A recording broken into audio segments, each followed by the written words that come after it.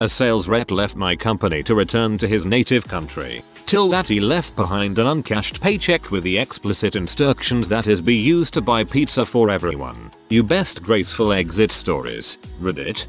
Manager at a fast food joint I worked at left a 30-pack of beer in the ice machine for us when he left. This part is not really graceful, but he also left the friggin' safe open and told us to help ourselves. Poor guy had a nervous breakdown, but he left like a boss. I hope he left yelling burn this mother down. When I worked in a video store, a girl quit and on her last shift she left post-its with quotes on them on everything. Like, literally hundreds of them. The one on the vacuum cleaner said nature abhors a vacuum. It was awesome. I worked at a kennel doggy daycare for over 6 years. I had given my notice and I was also certainly ready to leave and move on. My last day had finally come. And I knew I'd be a little bummed because my job consisted of hanging out in a yard with usually around 30 dogs. And after so many years of being there, I really loved some of them. On any given day of the week there'd be at least 5-10 dogs I'd know and seen 4-5 days a week since they were little puppies. Anyways, the day was somewhat bittersweet, but nothing too heavy. My boss on one of my breaks gave me a thank you card with $200 in it, and everyone from the kennel wrote me out a very nice goodbye card. This was all very good and nice, but it wasn't until I was getting ready to leave for lunch when my good friend and co-worker coaxed me out front. Up the driveway came my favorite dog, Scout, and her owner in their car. Scout was a rescue dog who was extremely shy and a bit of an oddball. She didn't like men or hardly anybody for that matter, but she just loved me and couple other folks at the kennel.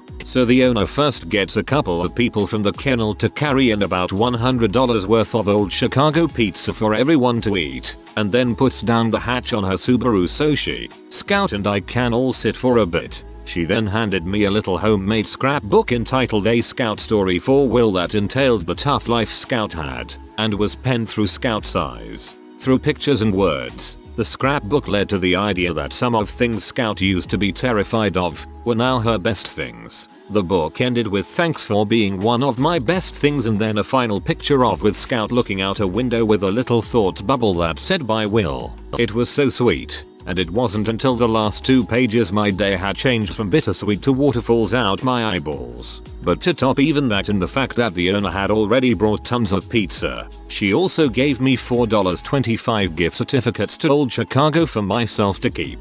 TLDR. Worked at a kennel for a long time. Last day an amazing owner of my favorite dog there brought in $100 worth of pizza. Another 100 in gift certificates for me, and the sweetest little homemade scrapbook that made me bawl like a little girl.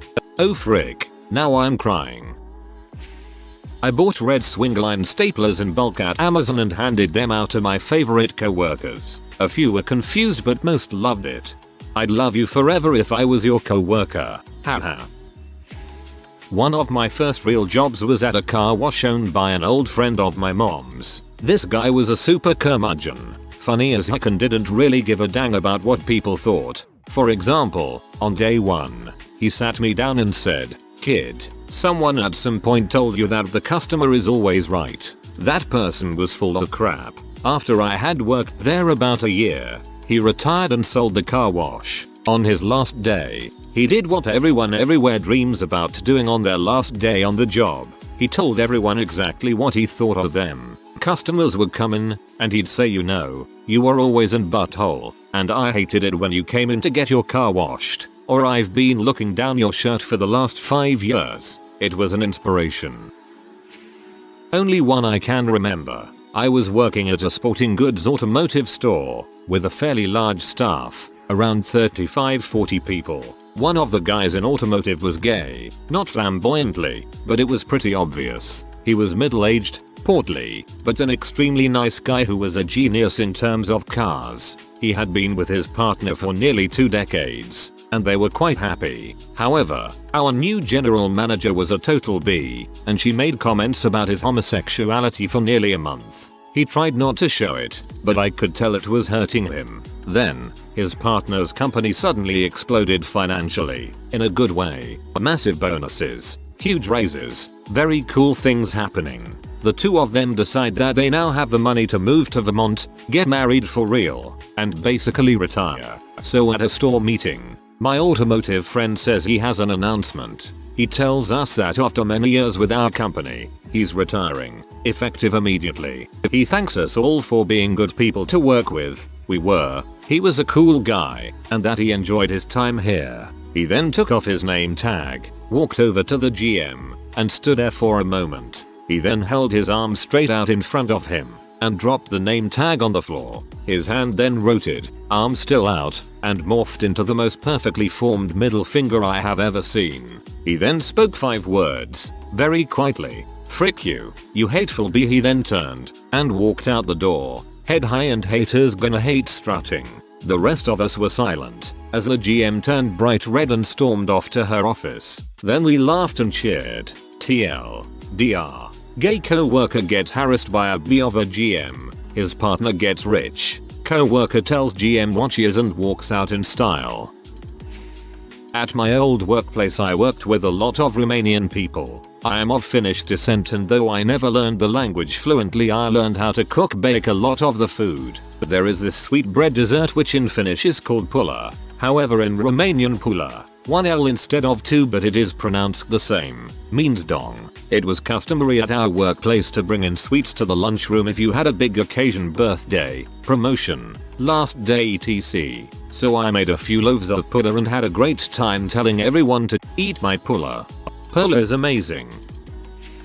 I think mine deserves a bit of a humbler brag. I've never really gotten the urge to slack off as I neared the end of my tenure with a company. I was working at a summer job renting cars, thinking I was going off to England in the fall for my masters, which fell through, but that's another story. My last day rolls around, and it's another summer hire's last day, too. This kid was the golden child, did a wee bit better than I did in sales, but was also flashy and well liked. He totally blew off his last day. We had these long lists of things we were actually required to read to customers by court order, and he totally ignored it that day. I filled out everything and did all the spiel delivery, even landed a few upgrade sales. Turns out we had an audit that day, done by secret shoppers. Management ended up getting in huge trouble for that other guy's failings, and I got a special mention as being the most competent person behind the desk. It cost my boss like 20% of his annual bonus, which can make up as much as 50% of his compensation.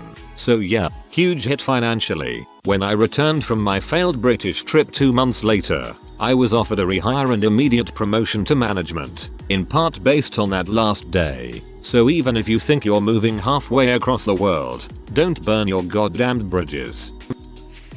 Worked as a co-op at a major automotive manufacturer for a while, and had one co-worker who was an exceptional butthole. He was convinced that a mundane, not time-sensitive project he had me doing was a priority over, well, everything else. He reminded me constantly that I needed to get it done. I didn't, and asked me several times a day how I was progressing. I rarely said much more than "I'll get to it." Truth was, I spent a good amount of time working on the design and final product, but I didn't want him to know that. Fast forward a couple months to my last day. I was very confident in the fixture and had no doubt that it would work as planned. I, under the supervision of both my mentor and the guy I did the project for, installed the parts, being sure to take my time so that we didn't have enough time to actually test the fixture before I had to leave. Both parties trusted my confidence in the final product and thanked me for my hard work.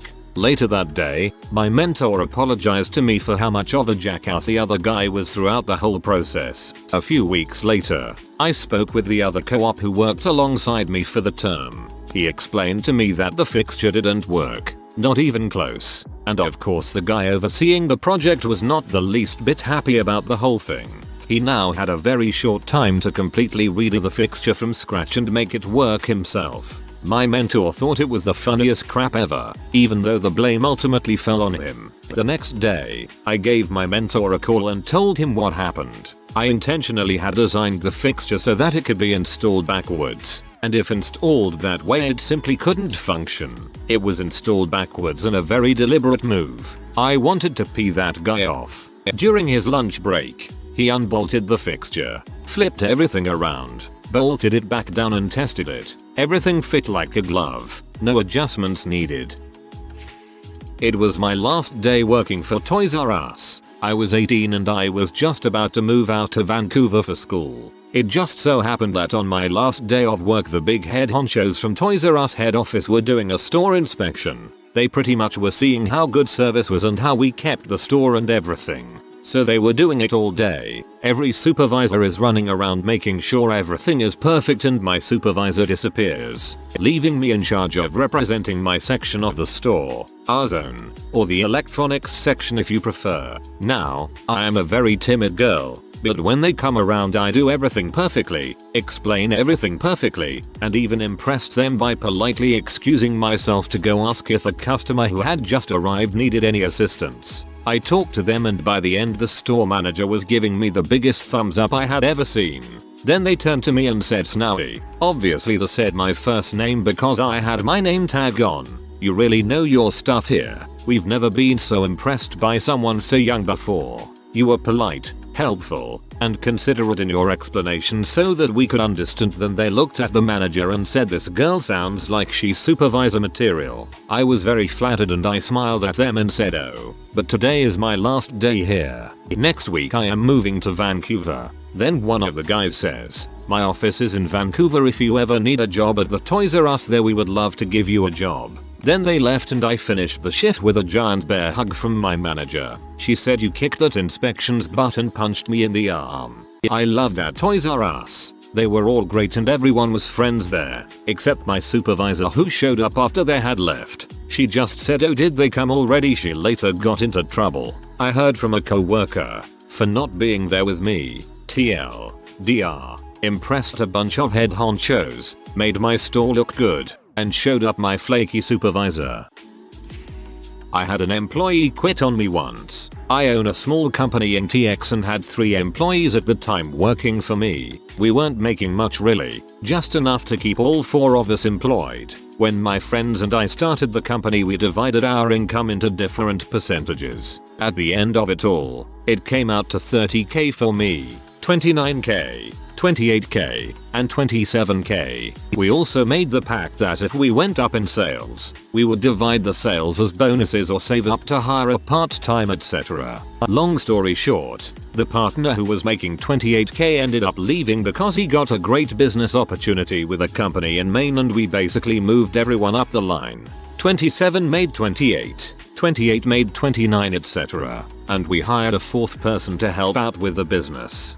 Basically, we could run the company with 3 people but had a 4th one to help us out in case any one of us wanted to leave early, take a break, go out on dates etc. We have the whole I don't have to be tied down to my job mentality. We had a couple of owner privileges. Once a week, the company would pay for a date for each one of us. At the end it came out to about 20k a year in extra expenses. We were relaxed, goofed around all day and got paid for it. But we still had responsibilities to meet etc. We also had a couple of stupid traditions we were making as we went along, like Taco Tuesdays, and stuff like that. The business is a private investigations business so it meant that most of the time 3 of us were goofing off while 1 was working, unless we needed additional investigators. Anyways, back to the story. One day our new guy comes in after working for only 4 months. Throwing the biggest fit in the world etc. He had gone out the night before on the date that we pay for and he basically spent $480 on a date for the 3rd time in a row. Most of us maxed out at $60ish or so. We all got together and said that was enough with the privilege. It's people like him that really screw up perks for everyone else. We had to change the rules etc. So he comes in throwing a fit that we are taking away all the fun parts of the company. Comes to me, throws some cup at me he was holding and starts screaming something about corporate America blah blah blah, corruption blah blah, politics blah blah blah, and something along the lines of me going to heck. Then storms out with a freaky face like he just owned the place. Gets in the car, peels out and crashes against the side of a parked car. He didn't have insurance so the police showed up, impounded the car, and was given a ticket. Later we find out he couldn't find a job, got evicted, never paid for the ticket, and now he has a warrant for his arrest. And that's my best graceful exit story at getting rid of an employee who tried to take advantage of corporate America. Hardest I've laughed this entire thread. I'm still laughing, actually. I plan on bringing an Irish carbon cupcakes to my last day as assistant manager at a small retail store next Saturday. I'm constantly mocked for my Irish heritage and the associated violence. I must know what these cupcakes are, for my flatmates would love them, probably, then make fun of me and try to say pound in my accent. I left my depressing insurance job for a fun job at a trophy wholesaler. There was one guy at my old job who told everyone every time he saw them that they were doing a good job. Management never said things like that. I got permission to start a traveling trophy that, instead of celebrating stats and being given by management, could be given by a representative to another representative for any reason they wanted. The trophy started with the good job guy. We had a small ceremony where I gave it to him and told him why, and everyone almost cried. The department manager finally said something nice. He told me that's how you do it. That is how you leave a job. I would never have made it 4 years in that soul-crushing hellhole without my co-workers, and I wanted to leave it a better department. My college roommate and I were assistant managers at the local Taco Bell along with these two girls. The general manager was banging the two female assistant managers, and all three were stealing money. The owner caught on that the daily cash flow was low and confronted the general manager. The GM said it must be Andy and Bob, that's me and my roommate, who are stealing. I found out that he was trying to pin the theft on me. I also heard through the grapevine that he was going to suspend me without pay for 2 weeks. But the GM was too lazy to stay till 6 PM. When I arrived, he got off at 5 to tell me I was suspended. So for 2 weeks, I worked my usual shift along with another assistant manager because the GM was too lazy to stay and tell me. So they paid 2 assistant managers to work 1 shift. Finally the owner got tired of paying double wages and told the GM to take care of it. I showed up one evening, the GM was there. He took me to his office and told me that I was suspended. I wasn't stupid. I knew that for the next 2 weeks, he and his sex kitten female assistant managers were going to stop stealing money so they could pin the blame on me. I told him that I knew what he was doing and I wasn't going to let him pin the theft that he and the females were doing to support their drug habits on me. I told him to shove and that I was quitting. He then spent the next few minutes begging me to stay, because he knew that my roommate and I did the majority of the work around there and he didn't want to have to get off his lazy butt to do anything but steal money. And he certainly didn't want to have to make his sex kitten assistant managers actually work. He decided to rescind the suspension and give me a raise if I would stay. I told him to shove and I quit. As I turned to walk out the door, I had an epiphany. I stopped, turned back around and said, "Oh, by the way, Bob quits too." He followed me out to the parking lot all but begging me and Bob to stay. I ignored him and drove off. I then went back to my apartment. Bob was doing homework in the living room. When he saw me, he knew that I had finally run into the GM at work. Bob asked me, "So did you get suspended?" I said at first, but then I quit and he tried to give me a raise, but I told him to shove it. Bob said, "You did the right thing." I said, "Yep. Oh, and by the way, you quit too." The look on Bob's face was hilarious as his mind processed this statement. He then laughed and said, "Okay then. That's great. TLDR. The GM tried to pin theft on me, so I quit and told the GM that my roommate quit too. And my roommate had no idea that I was going to do that for him, and neither did I until it just happened. Roommate thought it was pretty funny and we still laugh about it to this day, 26 years later. I worked at a theater for a while a few years ago. One of the relief managers, basically all the work of the actual manager with none of the pay, decided to leave because his shifts were getting stupid and the pay wasn't worth it. On his last night at work, we all hung out in the manager's office, eating cake and watching for customers on the CCTV. He also gave free refills to everyone, let us make and eat tons of extra salted, extra oiled popcorn, and gave everyone posters and junk. All in all, it was a pretty good shift. My dad used to work at a factory. The factory broke, and they had a lot of material left. My parents were broke and my sister was sick and she needed a surgery to take her angina, tonsils, out. My dad stole their material and sold them on his own. Some unknown man bought a lot of material, He didn't need it though, just for my sister. 20 years later that man is my neighbor, and he doesn't recognize my dad. I don't know if it was Graceful, but a coworker of mine wanted to quit with style, so he hired a gorilla to deliver a singing telegram. I was in charge of making sure our boss was easy to find, only it didn't work quite right, because the message to the telegram service had gotten garbled. The gorilla, in a tutu, came up and said, "Boss, I heard it's your last day." My boss, baffled, said, "I sure hope not." A round of four "he's a jolly good fellow" followed, and finally my friend came forward to fess, and to properly give notice. Come to think of it, it wasn't very graceful at all, but it cracks me up to this day. I know of someone who worked at a DIY superstore and was moving on to a new job in a couple of weeks. The boss at this place was known for being a bit of a horrible sexist pig that no one liked, so with a couple of weeks on the job left he hatched a plan.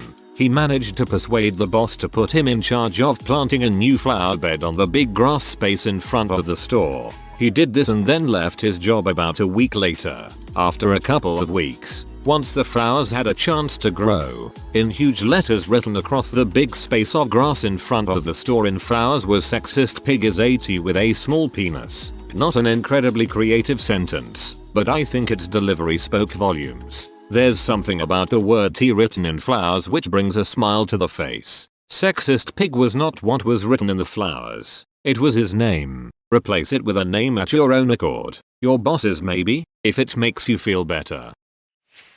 Worked on a cruise ship in Hawaii. Hated it. Was always trying to find ways to get out and not have to cover my plane ticket home. Finally devised a plan. Went to cruise ship doctor and told him I was suicidal and homicidal, but I still wanted to work there. I just needed to control my hate. They shipped me right out of there on a charter jet. I was the only one aboard the jet. Drank nothing but Mai Tais and laughed myself sick. Many a truth is told in jest. It's a full thread, but I'll pump my own tires here. So, my last office job, spent 6 or 7 years there. IT. My co-IT guy and I did not get along in any single possible way. I was young, he was older. I was tall, he was short. I was all about finding new fun things to do. He was all about keeping the status quo going. We had different ways of doing everything, different ways of interacting, and were just oil and water. Add in that I replaced his good, maybe best, friend, and turned my temporary, filling in for his best friend into a permanent job, making almost the same wage it had taken a decade for him to hit. And, yeah, things were awful. We'd snark back and forth. We'd get upset over silly things. We went almost a year without exchanging a single spoken word, not even hello. I'm sure we were the bane of our boss's existence, but there wasn't much he could do. My co-worker coded and ran the program that paid all the salespeople their commissions. I ran all the local servers and built a pretty successful electronic invoicing system. And managing all the users was a 2-person job, so he was stuck with us. I'm sure if there'd been any way at all to dump one of us and solve this headache, he'd have taken it. Anyways, I eventually burn out, apply to move to a different department, get jerked around by the company for almost 6 months, and finally decide it's time to leave when I hear some word about impending buyout. After rage quitting on my boss and HR dude. Seriously, she was almost in tears and he was pale-faced. I was very proud of myself for expressing my dislike of being fricked around. I walked back into the office one last time, went up to my co-worker's desk, shook his hand, and said something along the lines of "So, I'm quitting, effective immediately. I know we've had our differences, but I hope you know that I never thought you were a bad dude. We were just never the types to get along. Best of luck here and in the future, mate. You're good at what you do." I was always pretty happy with myself for that. Very classy of you. Good job. I wrote a song for my co-workers, to the tune of Lola, when I left a job in 2001. When I left my last job, I made the company a deck of company-specific munchkin cards. Not so much of an exit, but when my parents found out that my mom was pregnant with me, they went to their favorite restaurant to celebrate. They went there quite often and they knew the staff well, so when they found out that my mom was pregnant, they gave all of their tips for that day to them. There was more than $1,000 in tips. They come over here and take our jobs, and then they use the money to buy us pizza. I don't know what to think anymore. I got fired from a summer camp job I had when I was about 15. Last day there, I say my goodbyes and start walking down the dark trail into the night to the parking lot where my parents were picking me up. Then I stopped, turned around, walked up to this cute chick counselor that I'd been kinda crushing on the summer, and with every ounce of courage I had, said, "So Laura, as the only dude that didn't relentlessly hit on you this summer, could I get you a number before I go?" She smiled and gave it to me, and I felt like a total boss. Talked to her a grand total of 3 times afterwards, since she lived in a different state and I was blacklisted from the camp. But it was still one of the cooler things 15-year-old me did. It's a very short list. If you are new to the channel, you can subscribe. I publish new videos every day. Until then, check another video.